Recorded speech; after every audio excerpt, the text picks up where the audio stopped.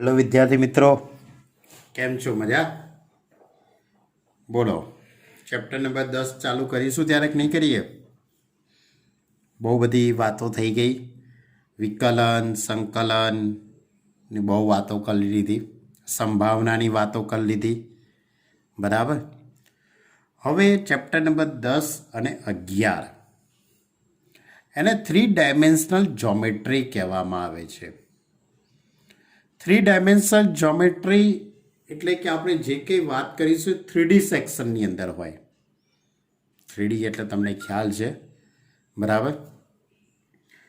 આના વિશેની થોડીક વાત આપણે 11મા ધોરણની અંદર પણ ત્રિપરિમાણીય ભૂમિતિ એવું ચેપ્ટર આવતું હતું. 11મા ધોરણની અંદર ચેપ્ટર નંબર 12 ત્રિપરિમાણીય ભૂમિતિ 3 ડાયમેન્શનલ જ્યોમેટ્રીનો પાયાનો ખ્યાલ આપણે મેળવેલો છે. હવે આપણે પહેલાં ચેપ્ટર નંબર 10ની શરૂઆત કરી દઈએ આજે. તો ચેપ્ટર નંબર 10 છે સદિશ બીજગણિત. ચેપ્ટરનું નામ જ કેવું છે? સદિશોનું બીજગણિત અથવા સદિશ બીજગણિત. તો સૌથી પહેલો તો આપણને ખ્યાલ આવવો જોઈએ કે આપણા વ્યવહારની અંદર ભૌતિકશાસ્ત્રની વાત કરવી છે મારે. ફિઝિક્સ તમારું ખૂબ જ આઈએમપી સારામાં સારો સબ્જેક્ટ એવો. તો 2 પ્રકારની ભૌતિક રાશિ આપણા જીવન સાથે સંકળાયેલી હોય છે. કઈ 2 ભૌતિક રાશિઓ? કયા પ્રકારની? તો એક સદિશ રાશિ અને એક અદિશ રાશિ. અદિશ રાશિ એટલે કે તાપમાન, ઘનફળ, ક્ષેત્રફળ, આ બધી અદિશ રાશિ છે. એટલે જે રાશિને દર્શાવવા માટે માત્ર મૂલ્યની જ જરૂર પડતી હોય પણ દિશાની જરૂર ન પડતી હોય તેને અદિશ રાશિ કહેવાય. તાપમાન બતાવવું હોય, બરાબર છે, તો તાપમાન દર્શાવવા માટે મારે કોઈ દિશાની જરૂર ના પડે. એ તો હું ગમે તે જગ્યાએ માપું તે જે આવવાનું છે એ જ આવવાનું છે, બરાબર. પછી બીજી છે સદિશ રાશિ. તો જે રાશિને દર્શાવવા માટે માન અને દિશાની જરૂર પડે તે ભૌતિક રાશિને સદિશ રાશિ કહેવાય. એટલે કે આપણને બંને પ્રકારની જરૂર પડતી હોય, મૂલ્ય અને દિશા. જેમ કે વેગ, બરાબર, કે ભાઈ ઉત્તર દિશામાં 5 એકમનો વેગ લાગે છે, જે કે તમે ફિઝિક્સની ભાષામાં બોલતા હોય. વેગ, પ્રવેગ, સ્થાનાંતર, આ બધી જે ભૌતિક રાશિ છે તેને દર્શાવવા માટે દિશા અને માન બંનેની જરૂર પડતી હોય છે. હવે સદિશનું માન, આમ તો આ વાત આપણે 11મા ધોરણમાં કરેલી જ છે તમારી જોડે, પણ છતાં પણ કોઈ પણ સદિશનું માન કેવી રીતે શોધાય? તો પહેલાં તો આપણે સામેથી સદિશને એક્સ બાર અથવા તો આ રીતે એરો કરીને બતાવીશું. એનો સિમ્બોલ છે x1 y1 z1 is belongs to R cube. તો આ સદિશનું માન વર્ગમૂળની અંદર એક્સ યામનો વર્ગ પ્લસ વાય યામનો વર્ગ પ્લસ ઝેડ યામનો વર્ગ, એટલે કે આની બંને બાજુ હું વર્ગ કરી દઉં તો x1 square plus y1 square plus z1 square. એટલે કોઈ પણ સદિશનું મૂલ્ય બતાવવા માટે વર્ગમૂળની અંદર એક્સ યામનો વર્ગ વત્તા વાય યામનો વર્ગ વત્તા ઝેડ યામનો વર્ગ, બરાબર. દાખલા તરીકે તમારી જોડે કોઈ એક સદિશ છે, માની લઉં કે 1, 2 અને 3 આ રીતનું કોઈ એક સદિશ છે. હવે તમારે એનું શું શોધવાનું છે? માન કાઢવું છે. તો એનું માન શોધવું હોય તો શું કરવું પડે? એના એક્સ યામનો વર્ગ વત્તા વાય યામનો વર્ગ વત્તા ઝેડ યામનો વર્ગ, બરાબર. એટલે કે કંઈક આવું કંઈક બતાવાય. આ સદિશ એક્સ ઇઝ ઇક્વલ ટુ 1, 2, 3. તો આનું મૂલ્ય શોધવા માટે સદિશ એક્સનો સ્ક્વેર ઇઝ ઇક્વલ ટુ 1નો વર્ગ 1, 2નો વર્ગ 4, 3નો વર્ગ 9, એટલે 9 ને 10 ને 4 14. હવે વર્ગમૂળ લઈ લો બંને બાજુ તો વર્ગમૂળમાં 14. તો આ સદિશનું શું શોધ્યું કહેવાય? મૂલ્ય શોધ્યું કહેવાય. આ સદિશનું મૂલ્ય. એટલે પહેલો મુદ્દો છે આપણો ચેપ્ટરનો, સદિશનું માન કેવી રીતે શોધાય એની વાત. અચ્છા, બીજી એક વાત મિત્રો તમારી જો કરવાની રહી ગઈ, મેં તમને કીધેલું, આમ તો વચ્ચે આપણી લાઈવ મિટિંગ થયેલી ત્યારે પણ મેં તમને કીધેલું કે આ ચેપ્ટરની અંદર યાદ રાખવાની બાબતો ઘણી બધી છે અને એની સામે દાખલા ઓછા છે અને સહેલા છે પાછા. ઓછા ને સહેલા છે. એટલે દાખલા ખૂબ જ સહેલા છે, પણ એ દાખલા સહેલા ત્યારે જ કે જ્યારે યાદ રાખવાની બાબતો તમને બધે બધી યાદ હોય તો જ એમ. બરાબર? તો વસ્તુ બરાબર સમજજો. એટલે પહેલો કોન્સેપ્ટ સદિશનું માન કેવી રીતે શોધાય એની વાત કરી. એની આગળ એકમ સદિશની વાત કરું તો જે સદિશનું માન એટલે મૂલ્ય 1 એકમ હોય તેવા સદિશને એકમ સદિશ કહેવાય છે. જે સદિશનું મૂલ્ય 1 એકમ હોય તેવા સદિશને એકમ સદિશ કહેવાય છે. એટલે કે mode of x bar is equal two 1. હવે એનો સંકેત આ રીતે x કેપ અથવા x હેટ પણ કહેવામાં આવે છે. તો એકમ સદિશ બરાબર સદિશ ભાગ્યા સદિશનું માન. કોઈ પણ સદિશને તેના માન વડે ભાગવામાં આવે તો આપણને એકમ સદિશ મળે છે. દાખલા તરીકે તમારી જોડે કોઈ એક સદિશ x ઇઝ ઇક્વલ ટુ સદિશ x ઇઝ ઇક્વલ ટુ -1 2 2 છે માનો કે. તો મારે આનો એકમ સદિશ શોધવો છે. તો આનો એકમ સદિશ બરાબર સદિશ અપોન સદિશનું માન. કોઈ પણ સદિશને એના માન વડે ભાગાકાર કરી કાઢો. તો -1 2 2 અપોન √1 +4 +4. મૂલ્ય તો હવે શોધતા આવડે તમને. આ સદિશ મોડ ઓફ x બાર એટલે આ ઉપર મુજબ આપણે આનું મૂલ્ય શોધી શકીએ ને. xm નો વર્ગ વત્તા ym નો વર્ગ વત્તા એટલે 4 ને 4 8 ને 1 9. 9નું વર્ગમૂળ કેટલું થઈ જશે 3 એટલે -1 2 2 અપોન 3. હવે તમે અલગ અલગ છેદ આપી દો. એટલે અલગ અલગ દરેકને અલગ અલગ મૂલ્ય આપી દઈએ. 1/3 2/3 2/3. ક્લિયર? તો આ શું શોધ્યો કહેવાય? એકમ સદિશ. આ શું શોધ્યો કહેવાય? એકમ સદિશ. તમારે આનું મૂલ્ય શોધવું હોય તો શોધી જુઓ. 1 + 4 + 4 બરાબર અપોન 9 એટલે 9 9 ઉડી જશે એટલે જવાબ 1 આવી જશે. તો કોઈ પણ સદિશનો એકમ સદિશ એટલે તે સદિશને એના મૂલ્ય વડે ભાગવામાં આવે તો આપણને એકમ સદિશ મળે છે. એટલે આપણો બીજો જે ટોપિક છે એ એકમ સદિશ વિશેનો છે. એના પછીનો ટોપિક સમ ઉદ્ભવ સદિશો. સમ ઉદ્ભવ એટલે એનું ઉદ્ભવ બિંદુ એક જ હોય. જો બે કે તેથી વધુ સદિશોનું પ્રારંભ બિંદુ એક જ હોય તો તે સદિશને સમ ઉદ્ભવ સદિશો કહેવામાં આવે છે. જેમ કે આ એ બિંદુ છે. આ એ બિંદુમાંથી આ એક સદિશ નીકળ્યો, આ સદિશ AP નીકળ્યો, સદિશ અહીંયા AQ કાઢું, ઘણા બધા સદિશો નીકળી શકે ને. તો એક જ બિંદુમાંથી નીકળતા સદિશોને એટલે કે બધા સદિશોનું પ્રારંભ બિંદુ એક જ હોય તો તેવા સદિશોને સમ ઉદ્ભવ સદિશો કહેવાય છે.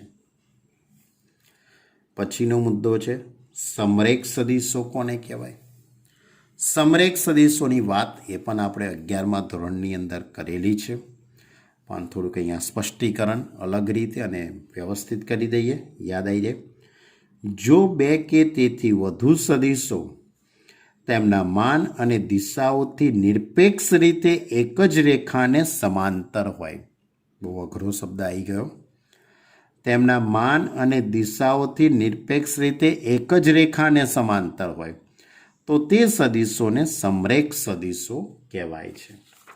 જેમ કે દાખલા તરીકે આ સદિશ x બાર, આ સદિશ y બાર, તો આ બંને સમરેખ સદિશો કહેવાય.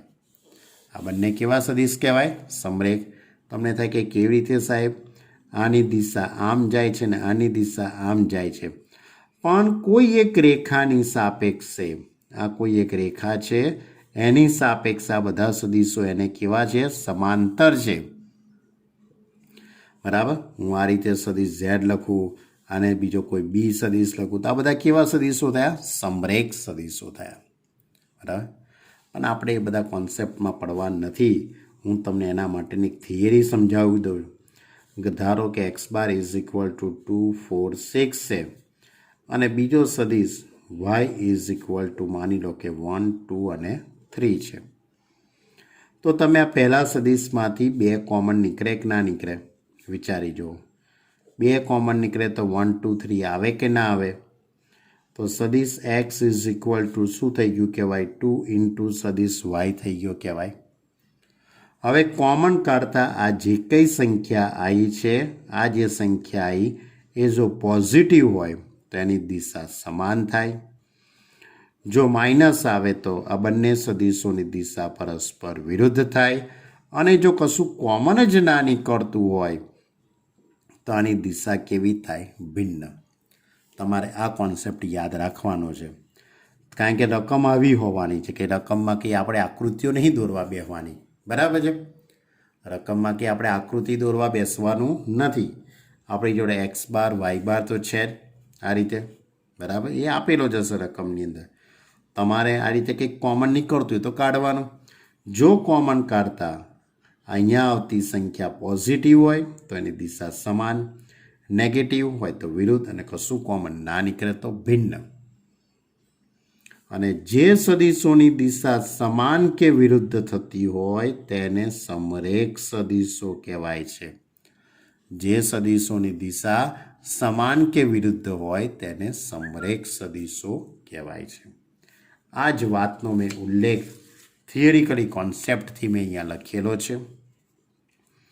જો શૂન્યેતર સદીશો x bar not equal to 0 bar, y bar is not equal to 0 bar માટે x bar is equal to k y bar દ્વારા રજૂઆત કરતા, x bar is equal to k y bar દ્વારા રજૂઆત કરતા કેની કિંમત ધન થાય તો એક્સ બાર અને વાય બારની દિશા સમાન થાય.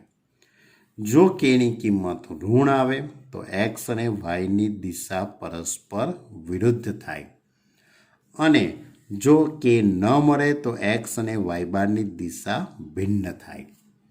ક્લિયર? આ વસ્તુ મગજમાં ક્લિયર રાખજો. આમ તો આના વિશેની વાત તમે 11મા ધોરણમાં કરેલી છે, પણ હવે જવા દો ને બધી વાતો ભાઈ ભૂતકાળની તો. બરાબર? હવે બીજી વાત, જો કે નોટ ઇક્વલ ટુ 0 એટલે કેની કિંમત શૂન્ય નથી, કેની કિંમત શૂન્ય ના હોય તો બે જ શક્યતા થવાની, કાં તો પ્લસ કાં તો માઇનસ.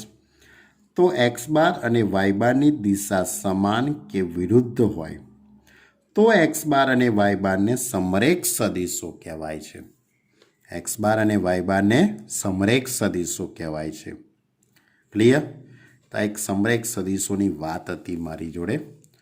હજુ સમરેખ સદીશોની બીજી પણ વાત આવશે, પણ હજુ આગળ જ્યારે આપણે થિયરી ચલાવીશું ત્યારે પાછું હું ફરીથી બીજી વાત કરીશ સમરેખની. બરાબર? એટલે આ ચેપ્ટરની અંદર આ જ અગત્યનું છે. વાતો બહુ છે, દાખલા ઇઝી છે. હવે બીજી એક વાત આમાં લખી છે, જો બે સદીશો એ અને બીના પ્રારંભ બિંદુ કોઈ પણ હોય પરંતુ તેમના માન અને દિશા સમાન હોય. શું કહે છે? કોઈ પણ બે સદીશો એ અને બીના પ્રારંભ બિંદુ ગમે તે હોય પણ એમની દિશા સમાન હોય અને તેનું માન પણ સમાન, માન અને દિશા બંને સમાન હોય તો એ અને બીને સમાન સદીશો કહેવાય. કેવા સદીશો? સમાન. સમરેખ શબ્દ નથી હો, સમાન શબ્દ છે. કેવો શબ્દ છે? સમાન. બરાબર? એટલે કે જો એનું માન અને એની દિશા બંને સરખી થતી હોય તો એને સમાન સદીશો કહેવાય છે.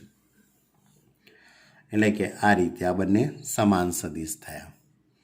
પછી બીજે કામ એક વાત લખેલી છે, સદીશ એ બી બરાબર માઇનસ સદીશ બી એ લખાય, કારણ કે એથી બીનું પ્રારંભ બિંદુ અને બીથી એનું કરું દિશા ઉલટાઈ જાય એટલે શું આવી જશે આગળ? માઇનસ. ઓકે, કેટલી વાતો થઈ તમને ખબર પડી બાળકો? પહેલાં આપણે સદીશ રાશિ અને અદિશ રાશિ એટલે શું તે સમજ્યા. એના પછી આપણે સમજ્યા સદીશનું માન કેવી રીતે શોધાય તે. સદીશનું માન શોધ્યા પછી એકમ સદીશ કોને કહેવાય એની વાત કરી. એકમ સદિશ શોધ્યા પછી સમ ઉદ્ભવ સદિશો એટલે શું તે સમ ઉદ્ભવ સદિશો પછી સમરેખ સદિશો કોને કહેવાય તે એની વાતો કરી અને સમાન સદિશોની વાત કરી. હવે આપણે વાત કરીએ મુક્ત સદિશો. તમને થાય કે આવા કેવા સદિશો? મુક્ત, બસ એના નામમાં જ ગુણધર્મ રહેલો છે ભાઈ. મુક્તપણે હરી ફરી શકે બધા એમ. તો માન કે દિશા બદલ્યા વગર સદિશોનું સમાંતર સ્થાનાંતર કરી શકાય આવા સદિશોને મુક્ત સદિશો કહેવાય. એટલે એ સદિશને તમે ગમે ત્યાં લઈ જઈ શકો, પણ એની દિશા અને માન બદલવાનું નહીં. દિશા અને માન બદલ્યા વગર તેમને આ જગ્યાએથી પેલી જગ્યાએ, પેલી જગ્યાએથી ત્રીજી જગ્યાએ લઈ જાઓ, તેને કેવા સદિશો કહેવાય? મુક્ત સદિશો કહેવાય. ઓકે. હવે આ બીજી એક વાત, કોઈ પણ સદિશના માન વિશે વાત કરી છે. કે ઇન્ટુ સદિશ એ, તો કેને પણ માન આપી શકાય અને સદિશ એને પણ માન આપી શકાય. ઓકે. પછી બીજી વાત છે કે ત્રિકોણ સદિશોનો સરવાળાનો નિયમ. બે સદિશોના સરવાળાની વાત. તો એ સદિશ એ પ્લસ સદિશ બી બરાબર સદિશ સી. અને સદિશોનો સરવાળાનો નિયમ પણ કહેવાય છે અને ત્રિકોણનો નિયમ પણ કહેવાય છે. ત્રિકોણનો નિયમ સદિશ એ બી પ્લસ સદિશ બી સી બરાબર સદિશ એ સી.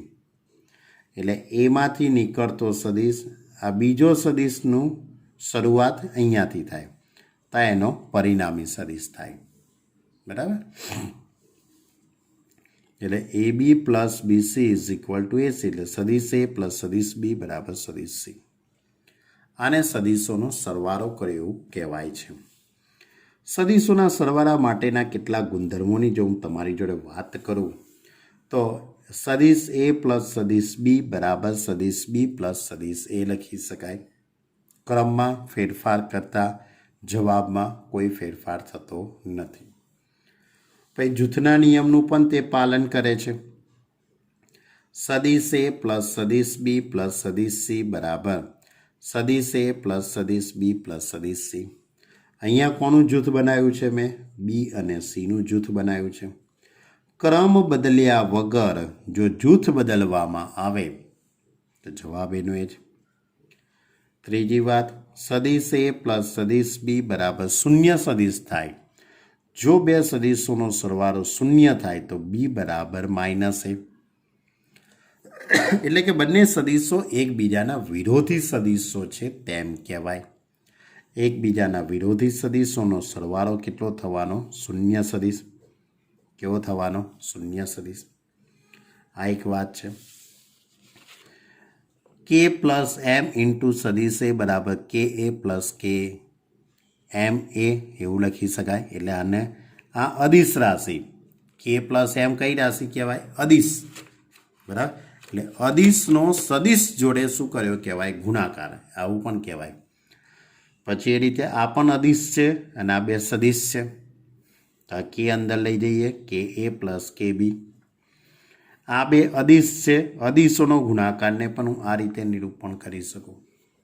એટલે આપણે એના પછીનો કોન્સેપ્ટ લીધો, સદિશોના સરવાળાની વાત કરીને તમારી જોડે. ઓકે. ઓકે.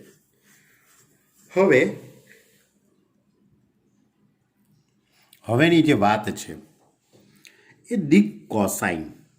દિક કોસાઇન કેવો શબ્દ છે? દિક. દિક એટલે ખૂણો. તો દિક કોસાઇન એટલે શું? તો બેઝિકલી કોઈ પણ સદિશ હોય, બરાબર, આ એક્સ અક્ષ, આ વાય અક્ષ અને આ તમારી ઝેડ અક્ષ. હવે ધારો કે મેં કોઈ એક આ સદિશ દોરેલો છે, સદિશ એક્સ. આ સદિશે એક્સ અક્ષ સાથે કેટલો ખૂણો બનાવ્યો? આલ્ફા. આ સદિશે વાય અક્ષ સાથે પણ કોઈક ખૂણો બનાવ્યો હશે, એ બીટા.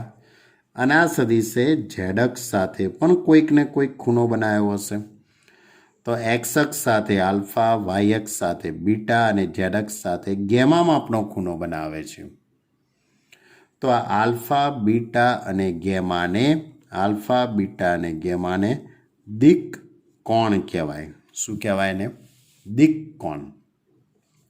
અને એના કોસાઇનનું મૂલ્ય, એનું આલ્ફાનું કોસાઇનનું મૂલ્ય કોસ આલ્ફા, કોસ બીટા અને કોસ ગેમાને શું કહેવાય છે? દિક કોસાઇન કહે છે. એને શું કહેવાય છે? દિક કોસાઇન. તો દિક કોસાઇન કોસ આલ્ફા એટલે એમ અને એન જેવા સંકેતો વડે તેને દર્શાવાય છે. હવે આ દિક કોસાઇન શોધાય કેવી રીતે? આપણે તો કંઈ 3 ડાયમેન્શનમાં કંઈ કોણ માપક લઈને તો બેસી નહીં જવાના, બરાબર ને? 3 ડાયમેન્શનમાં કે આપણે કોણ માપક લઈને તો બેસી ના જઈએ. તો પછી શોધાય છે કેવી રીતે દિક કોસાઇન? તો એનું દિક કોસાઇન શોધવા માટે તમારે એકમ સદિશ શોધી કાઢવાનો. શું શોધી કાઢવાનો? એકમ સદિશ. માનો કે સદિશ એ છે XYZ, એનો એકમ સદિશ શોધી કાઢો.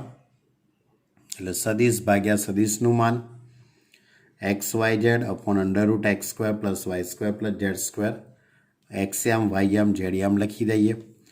તો આ શૂન્યત સદિશ એને એક્સ અક્ષ, વાય અક્ષ અને ઝેડ અક્ષ સાથે અનુક્રમે આલ્ફા, બીટા અને ગેમા માપનો ખૂણો બનાવે છે. તો એક્સ અક્ષની દિક કોસાઇન L, સંકેત L is equal two cos alpha. તો આ જે એક્સયામ ખરો ને એને એક્સ અક્ષની દિક કોસાઇન કહેવાય છે. X upon √x² + y² + z², એટલે એક્સ અપોન સદિશનું માન. એ જ રીતે આ જે પદ છે એને વાય અક્ષની દિક કોસાઇન કહેવાય. એને એમ સંકેત વડે બતાવાય. અને આ ઝેડ અક્ષની દિક કોસાઇન છે એને એન સંકેત વડે બતાવાય છે. ઓકે, તો એક્સયામ એટલે L, વાયયામને M અને આને N, LMN સંકેત વડે દર્શાવાય છે. તો આની પરથી કેટલીક વાતોને તમારે યાદ રાખવાની છે કે L² + M² + N² is equal two 1. સૂત્ર છે ભાઈ, L² + M² + N² is equal two 1. એટલે cos² alpha + cos² beta + cos² gamma is equal two 1. આના વર્ગોનો તમે સરવાળો કરીને સાદુરૂપ આપી જો, ઉડી જશે બધું, એટલે 1 આવી જશે. હવે આ cos² આલ્ફાની જગ્યાએ હું 1 - sin² આલ્ફા લખું. આની જગ્યાએ હું 1 - sin² બીટા, આની જગ્યાએ હું 1 - sin² ગેમા લખું. અને જો સાદુરૂપ આપવામાં આવે તો sin² alpha + sin² beta + sin² gamma is equal two 2. એટલે કે જો, અને બીજી એક વાત છે, જો સદિશ x is equal two ABC પરથી આના ગુણોત્તર સ્વરૂપે એને લખીએ તો એને દિક ગુણોત્તર કહેવાય છે. એને શું કહેવાય છે? દિક ગુણોત્તર. તો આપણો એક કોન્સેપ્ટ ખૂબ જ સારો હતો, દિક કોસાઇન, દિક કોણ. દિક કોસાઇન અને દિક કોણ, આલ્ફા બીટા ગેમાને દિક કોણ કહેવાય છે. આલ્ફા બીટા ગેમાને શું કહેવામાં આવે છે? દિક કોણ કહેવામાં આવે છે. બરાબર. અને એના કોસાઇનના મૂલ્યને દિક કોસાઇન કહેવાય છે. અને દિક કોસાઇન શોધાય કેવી રીતે? એકમ સદિશ શોધી કાઢો, એનો એક્સયામ, વાયયામ અને ઝેડયામ. ઓકે, સારું. ત્યારે હવે એના પછીના 2 મુદ્દા, એ બંને મુદ્દાઓની વાત આપણે 11મા ધોરણની અંદર કરેલી જ છે. બરાબર. એક છે અંતરસૂત્ર. અંતરસૂત્ર, 2 બિંદુઓ વચ્ચેનું અંતરસૂત્ર. એ બિંદુનો સ્થાન સદિશ એ છે. ધ્યાન રાખજો, એ બિંદુનો સ્થાન સદિશ is equal two A of x1, y1, z1. અને B of સદિશ B એટલે બી બિંદુનો સ્થાન સદિશ x2, y2, z2 છે. તો આ બંને બિંદુઓ વચ્ચેનું અંતર AB બરાબર મોડ ઓફ સદિશ AB, તો is equal two B bar minus A બાર. એટલે √(x1 - x2², y1 - y2², z1 - z2². આની બંને બાજુ વર્ગ કરીએ એટલે x1 માઇનસ x2નો square plus y1 minus y z1 minus z2નો વર્ગ. ક્લિયર? આ અંતઃસૂત્ર આવડે જ છે તમને. ટૂંકમાં એક્સયામની બાદબાકીનો વર્ગ, વાયયામની બાદબાકીનો વર્ગ, ઝેડયામની બાદબાકીનો વર્ગ અને એમનો સરવાળો અને એનું વર્ગમૂળ. પણ સ્થાન સદિશ છે. શું છે આ? સ્થાન સદિશ. પછી બીજું એક સૂત્ર હતું વિભાજનનું સૂત્ર હતું ને, યાદ છે કે નહીં? બરાબર. જો બિંદુઓ એ અને બીના ઉગમ બિંદુઓની સાપેક્ષે સ્થાન સદિશો સદિશ એ અને સદિશ બી હોય તો એ અને બીને જોડતા રેખાખંડનું એમ જેન એનના ગુણોત્તરમાં વિભાજન કરતા બિંદુ પીનો સ્થાન સદિશ કયો થશે? એમ ઇન્ટુ સદિશ બી પ્લસ એન ઇન્ટુ સદિશ એ અપોન એમ પ્લસ એન, કે જ્યાં એમ નોટ ઇક્વલ ટુ 0 અને એન નોટ ઇક્વલ ટુ 0. હવે આની અંદર જો પી એ રેખાખંડ એ બીનું એમ જેન એનના ગુણોત્તરમાં વિભાજન કરે છે, તેથી AP upon PB is equal to M upon N લખી શકાય. એને આપણે વિભાજનનો ગુણોત્તર લેમડા કહી દઈએ. જો લેમડાની કિંમત પોઝિટિવ હોય તો એ અંતઃ વિભાજન કરે છે તેમ કહેવાય, અને જો લેમડાની કિંમત ઋણ હોય તો તે બહિર્વિભાજન કરે છે તેમ કહેવાય. ઓકે.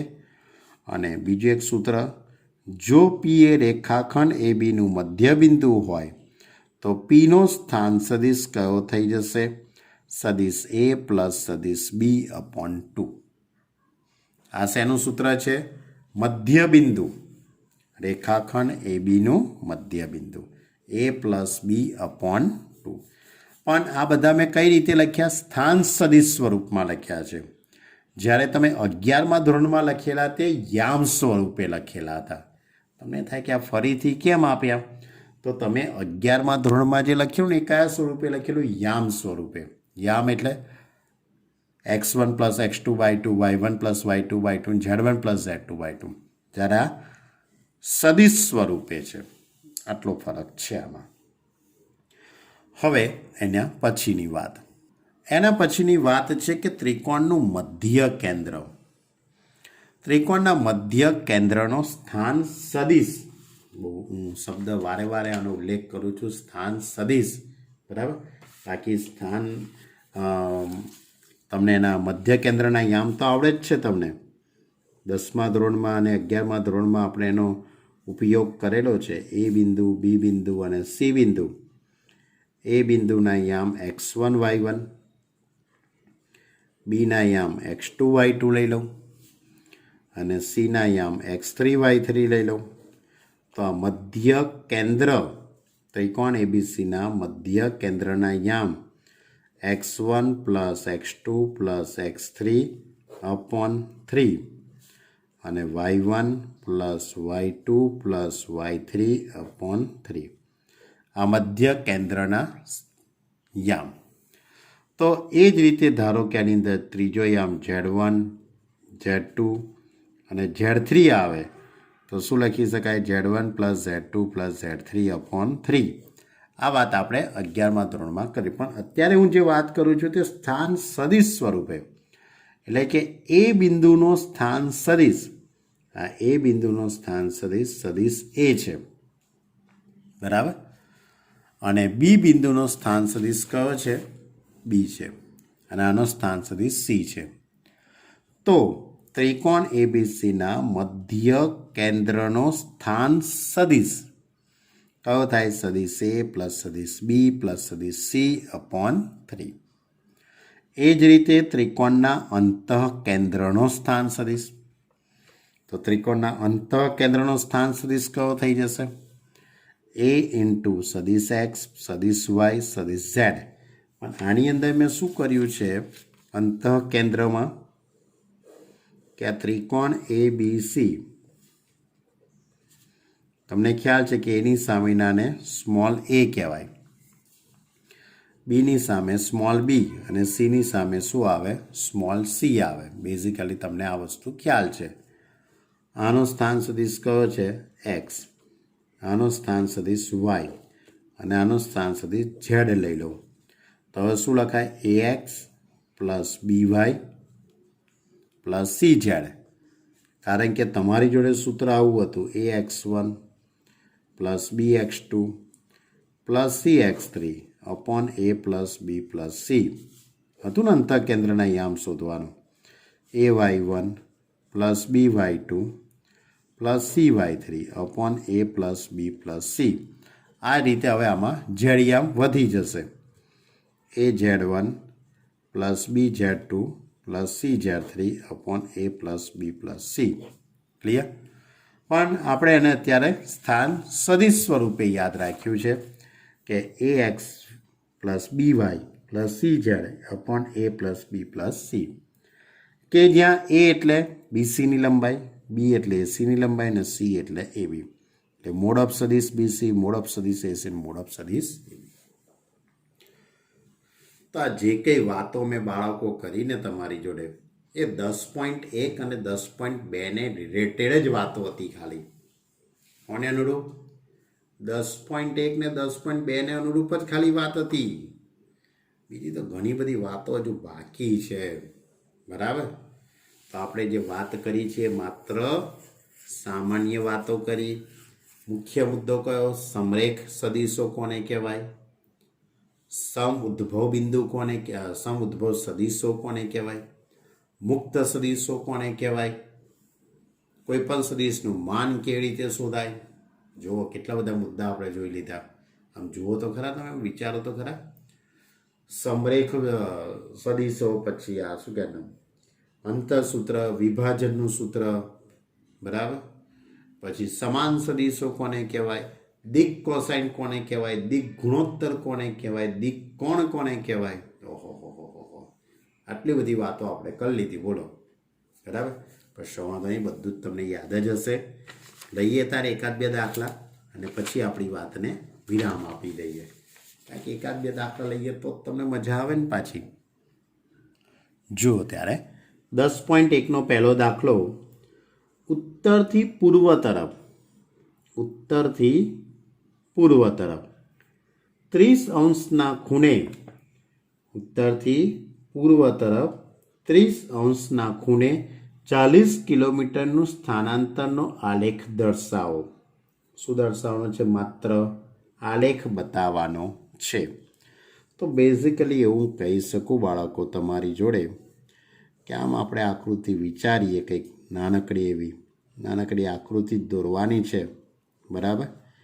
અને આપણે ઉગમ બિંદુ, તો આપણને ખ્યાલ છે કે આ ઉત્તર, આ દક્ષિણ, આ પૂર્વ અને પશ્ચિમ. આ ઉત્તર, આ દક્ષિણ, આ પૂર્વ અને આ પશ્ચિમ. બરાબર. એટલે હવે આપણે આખી આ જે છે તેને વાય અક્ષ તરીકે કલ્પના કરીશું અને આને આપણે એક્સ અક્ષ તરીકે કલ્પના કરીશું. તો કેવો આલેખ દોરવો છે? ઉત્તરથી પૂર્વ તરફ, એટલે આમ ઉત્તરથી પૂર્વ તરફ 40 કિલોમીટરનું સ્થાનાંતર, એટલે કે આ રીતનું થયું હશે. આ ખૂણો કેટલો થયો હશે? ઉત્તરથી પૂર્વ તરફ, એટલે આ બાજુ કેટલા અંશનો? 30° ખૂણો થયો. અને માની લો કે અહીંથી તે અહીં સુધી તેને કેટલું સ્થાનાંતર કર્યું હશે? પી. હા, OP is equal to 40 kilometre. તો સ્થાનાંતર આલેખ દર્શાવતો આપણો આલેખ થઈ ગયો. આ શું થઈ ગયો કહેવાય? આલેખ. લખવું હોય તો લખી કાઢો કે જ્યાં ઓપી ઇઝ ઇક્વલ ટુ 40 કિલોમીટરનું અંતર. ક્લિયર? ઓકે. તો આકૃતિમાં આ સદિશ ઓપી, આ સદિશ એક ટાઈપનો ઓપી. તમારે જો આમાં તો ઘણી બધી વાતો કરવી તો કરાય. આપણો દાખલો પૂરો થઈ ગયો છે ભાઈ, દાખલો પૂરો થઈ ગયો. ખાલી આટલું જ કરવાનું હતું. એમ તો આ અંતર કેટલું? 40 થયું. આ કેટલું થયું? 30 થયું. જો આ 30 હશે તો આ કેટલું હોવાનું? બરાબર, 60 હોવાનું ને. એટલે આટલું અંતર 40 cos 30, બરાબર. અને 40 sin 30 લખી શકીએ ને આપણે. લખવું હોય તો લખાય ને. sin 60ની કિંમત આપણે વિચારીએ તો √3/2 અને cos 60ની કિંમત 1/2. એટલે આ પી બિંદુના જો યામ લખવા હોય તોની વાત કરું છું, બરાબર. પી બિંદુના યામ લખવા હોય તોની વાત કરું. R cos theta, R sine theta. R એટલે અંતર કેટલું છે? 40. થીટા એટલે 60. આર એટલે 40. સાઇન 60. તો 40 કોસ 60ની કિંમત 1/2 અને આની કિંમત છે √3/2. તો ઇઝ ઇક્વલ ટુ 20 અને 20√3. હા, પૂછ્યું નથી, તમારે તો ખાલી આલેખ જ દોરો, પણ આ તો તમને કહું છું એમ, બરાબર. કહેવાના કંઈ પૈસા હોતા નથી, બરાબર. ચલો હવે ક્વેશ્ચન નંબર 2. ક્વેશ્ચન નંબર 2ની અંદર એવી વાતો પૂછી છે, જવા દો ને હવે. નીચે આપેલા માપને સદિશ અને અદિશમાં વર્ગીકૃત કરો. નાના બાળકોનો દાખલો છે. તો પહેલી વાત છે કે ભાઈ 10 કિલોગ્રામ, બોલો આને તમે સદિશ કહેશો કે અદિશ કહેશો? 10 કિલોગ્રામને તમે શેમાં લઈ જશો? અદિશ રાશિ, બરાબર ને? કારણ કે આને તમારે પેલું શું કહેવાય, કિલોગ્રામને કે બતાવવા દિશાની જરૂર નહીં પડે. હા, ગાલમેલ કરવી હોય તો બરાબર છે. ચલો બીજો, 2 મીટર ઉત્તરથી પશ્ચિમ દિશામાં 2 મીટર જેટલું સ્થાનાંતર હશે. સ્થાનાંતર એવો શબ્દ વાપર્યો નથી, પણ ઉત્તર પશ્ચિમ દિશામાં આવું લખેલું છે ખાલી. તો આને આપણે સ્વાભાવિક છે કે સદિશ રાશિમાં જ લઈ જવું પડે, કારણ કે દિશાની વાત આવી ગઈ ભાઈ, બરાબર. ઉત્તર પશ્ચિમ દિશામાં એને 2 કિલોમીટર જેટલું સ્થાનાંતર કર્યું છે, એટલે આ રાશિની વાત થઈ, એ સદિશ રાશિની વાત થઈ. ઓકે, ચલો ત્રીજી વાત. ત્રીજો છે 40° ખૂણો. 40° ખૂણો. હવે એ તો બધાને ખબર છે કે અદિશ રાશિ થવાની, આ કંઈ સદિશ રાશિ થવાની નથી. ચલો ભાઈ ચોથી વાત, 40 વોટ. વોટ એટલે શું એ તમને ખબર છે? એકમ છે ને કશાકનો, બરાબર. તો કઈ રાશિ થવાની? આવી અદિશ રાશિ જ થવાની ભાઈ, કારણ કે આમાં કશું છે જ નહીં, મીટર પ્રતિ સેકન્ડ આ સમથિંગ. પછી કુલંબ, 10⁻⁻19 કુલંબ. બોલો આને તમે શેમાં લઈ જશો? સદિશ રાશિ કે અદિશ રાશિમાં? હું આને એવું જ વિચારું ભાઈ, આને તો અદિશમાં જ લઈ જવાય, કારણ કે આ પણ એક મૂલ્ય બતાવે છે તમને. આને દિશાની જરૂર નથી પડવાની તમને. પછી છઠ્ઠી વાત છે 20 મીટર પ્રતિ સેકન્ડ. 20 મીટર પ્રતિ સેકન્ડ. તો આ કઈ રાશિ થશે? 20 મીટર પ્રતિ સેકન્ડ સ્ક્વેર. એટલે પ્રવેગ બતાવે છે, એટલે કે આ સદિશ રાશિ આવશે. કોઈ ભૂલચૂક હોય તો લેવી દેવી જોઈ લેજો ભાઈ, તમને મારા કરતાં વધારે નોલેજ છે, બરાબર, ફિઝિક્સનું છે, એટલે મારી કદાચ ભૂલ હોઈ શકે. ચલો ક્વેશ્ચન નંબર 3. આમાં પણ એ છે કે અદિશ અને સદિશ રાશિઓમાં વર્ગીકૃત કરો, બરાબર. તો પહેલું સમયગાળો. બોલો સમયગાળાને શેમાં લઈ લેશો? સમયગાળાને તો હું સદિશમાં જ લઈ લઉં છું, હા અદિશમાં જ, બરાબર. શેમાં ઉઠાઈ લઉં? અદિશ રાશિ. ચલો પછી બીજું છે અંતર. આપેલું અંતર, અંતર એટલે અદિશ રાશિ જ આવશે.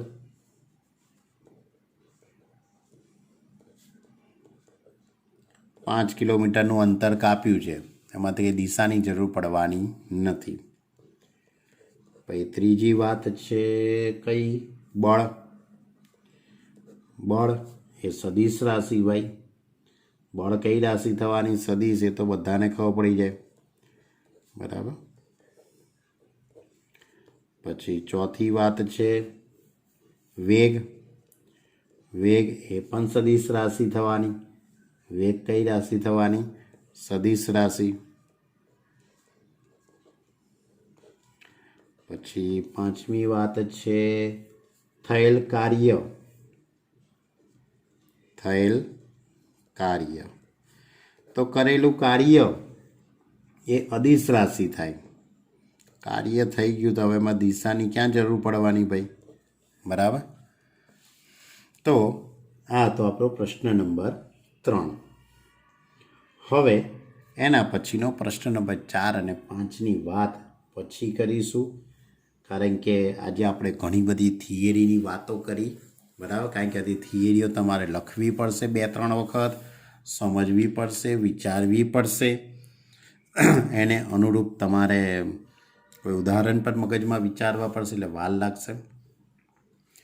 તો આપણી વાતને આજે આપણે અહીં સુધી રાખીએ. વધુ આવતા અંકે સ્વાધ્યાય 10.1ને પૂરું કરીશું અને સ્વાધ્યાય 10.2ની શરૂઆત કરીશું. ઓકે સ્ટુડન્ટ, કમ્પ્લીટ ચોપડો બનાવજો, PDF કમ્પ્લીટ લખી કાઢજો, કોઈ ભૂલ ન પડે. કોઈ ભૂલ પડી ગઈ હોય કદાચ મારી આ સદી લખવામાં, તો તમે એને સુધારી દેજો. ઓકે સ્ટુડન્ટ, તો વધુ આવતા અંકે આપણે મળીએ ત્યારે. ઓકે.